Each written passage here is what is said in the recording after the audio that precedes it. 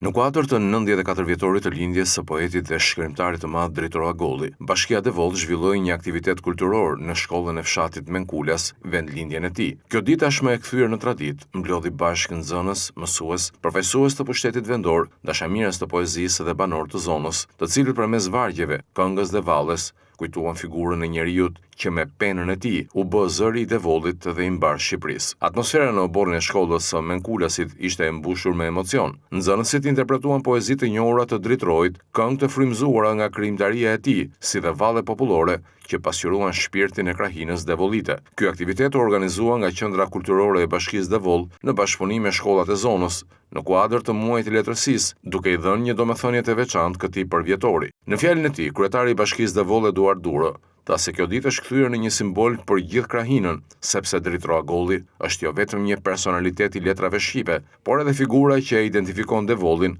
në nivel kombëtar dhe ndërkombëtar. Edhe si çdo 13 tetor, Bashkia Devoll organizon një aktivitet kulturor në kuadrin e ditëlindjes së poetit dhe shkrimtarit të madh të Devollit Dritor Agolli, po jo vetëm i Devollit, po i gjithë Shqipërisë dhe mbar kombëtar. Është një aktivitet që organizohet me Qendra Kulturore e Bashkisë Devoll, në bashkëpunim me gjithë shkollat e Bashkisë Devoll.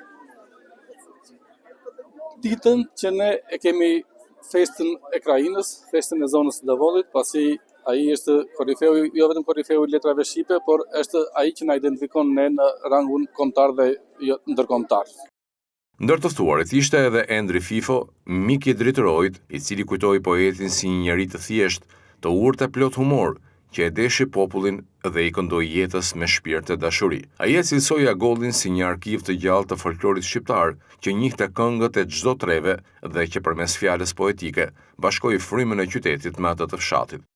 Sot është dita e shënuar për të gjithë krahinën e Devollit dhe për gjithë Shqipërinë, sepse është ditëlindja e të madhit Dritor Agolli, e njeriu të letrave, e Devolliut të këngës, të valles, filozofit në poezisë popullore dhe poezisë lirike qytetare.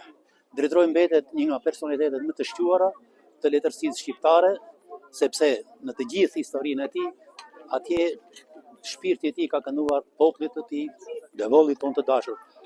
Unë kam pasur fatin që të njihem me Dritorin dhe të komunikoj në fushën e folklorit, sepse Dritori ishte një arshive gjallë e folklorit shqiptar.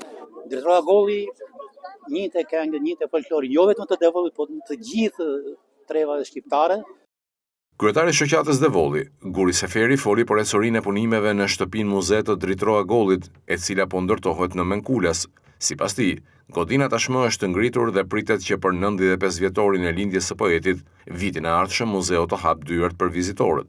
Shoqatës Devolli, po gjithë anëtarët e shoqatës, gjithë krahina e Devollit, gjithë kombi shqiptar është i qetë. Në kuptimin e mirë të fjalës që ka shumë vite që shoqata Devolli kërkonte me insistim nga institucionet e pushtetit lokal dhe qendror këtu në Devoll, qoftë edhe në qarkun e Korçës, që të ngrihej shtëpia muze e Dritorit.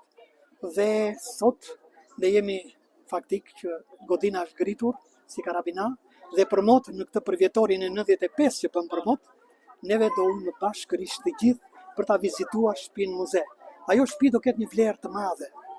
Jo se quhet shtëpia muze e Dritorit, po ajo do jetë vlera e shtuar e krahinës dhe vlera e shtuar e kombit shqiptar. Në atë shtëpi do mirret dhe do përjetohet Dritori. Se ne si shoqat kemi thënë gjithmonë në çdo aktivitet që për ne Dritori është i gjallë dhe gjithmonë është mes nesh, duke na dhënë orientime dhe detyrat, detyrat që ne i bëjmë prerë. Sot në këtë 94 vjetor të ditëlindjes së tij dhe për kohën edhe me muajin e letërsisë, muaj tetor, dhe ne kemi filluar aktivitetet si promovim e librash, që gjithmonë kemi pamjen e parë dhe orientimin e parë kemi Dritor Agolli.